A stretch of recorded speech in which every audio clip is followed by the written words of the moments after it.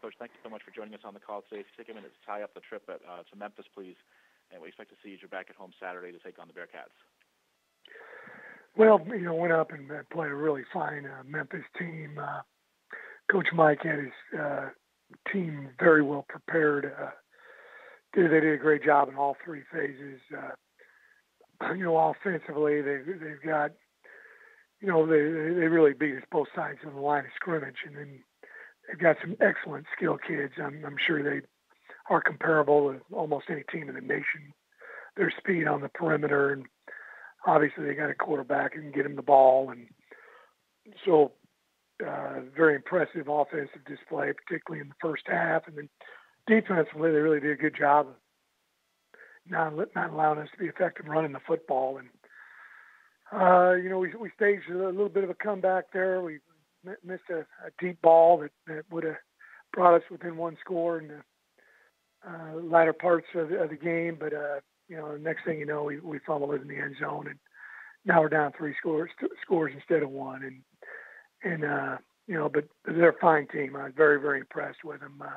Coming back home this week, play Cincinnati, homecoming for us. Excited about being back home.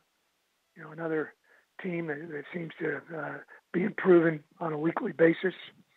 We need to have a great week of practice, for the ball game at 3:00 on Saturday. We'll take questions for Coach Willie Fritz, please. Star 1 on your telephone keypad to join the queue. Then the operator will introduce you. And we'll take our first question from Dan Tortora with wakeupcalldt.com. Good afternoon, Coach. How are you?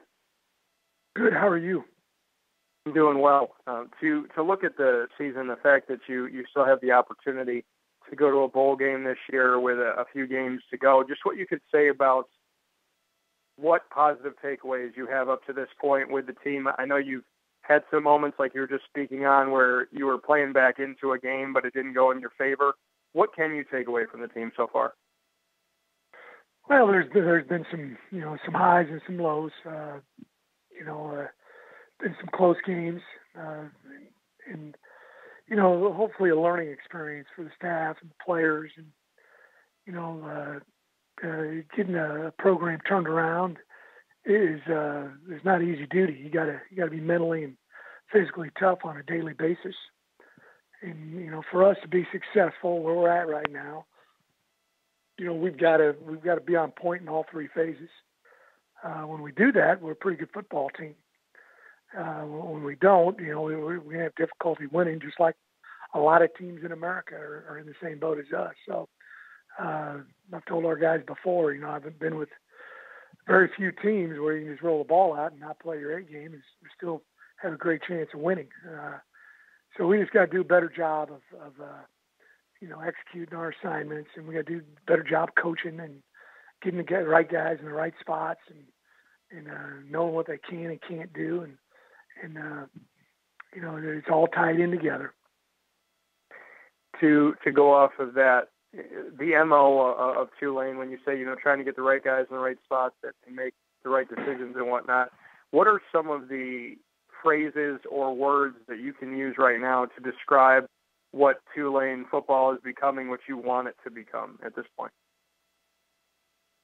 Oh, I think we're having better attention to detail. I think we're the kids are understanding the mental and physical grind of a season, and you got to be able to relish that grind in order to break through and be a consistent winner, at this level. So, it's a day, every day is, a new day, and you're trying to teach them new things. And the thing I just try to model to the guys is just consistency with my effort and what we do in practice and going about our business in the correct manner. And that gives you the best opportunity to win. So we just keep fighting, scratching, and clawing every day, and sooner or later, good things will happen. As a quick follow-up, how does it keep you going? What keeps you, when you go through that adversity, what keeps you going? What keeps you wanting more from this team? What keeps you in it, so to speak? Well, I tell our guys we've got a 24-hour gloat or pout rule. got to move on during the season. If you sit around and pat yourself on the back from the last week and you don't prepare properly, you're going to get beat that last game, and you're going to help you in the next game. Same thing if you don't play well. Learn from your mistakes and then move on and get ready for the new opponent. And we talk all the time about in-season heroes. So many guys are great in the off season, and here's what I'm going to do next year. And like I've told these guys, they've heard me say it 100 times. We're in it right now. This is the season. So we've got to do a great job with the mental and physical preparation in order to have that success. And I'd much rather have in-season heroes than out-of-season heroes. Thanks, Coach. I appreciate your time. Thank you. Other questions for Coach Fritz? Star one on your telephone keypad, if so. Coach, I'll ask the next one on behalf of some of our Cincinnati folks who had to disconnect.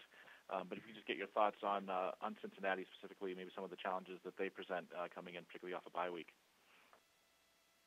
Well, obviously 2 weeks to prep. I think we got this kind of situation a few times this season, and that means there are probably going to be a few new wrinkles, a few new things you're going to see on offense, defense, and kicking game, and can't bank quite as much on what you're getting on videotape. And then I just see that there's gradual improvement with them. They're getting better every week, and had a heck of a game last week against SMU, and there's a couple of turnovers that just didn't help them very much. And they stay away from that. They would have had a different outcome in that game.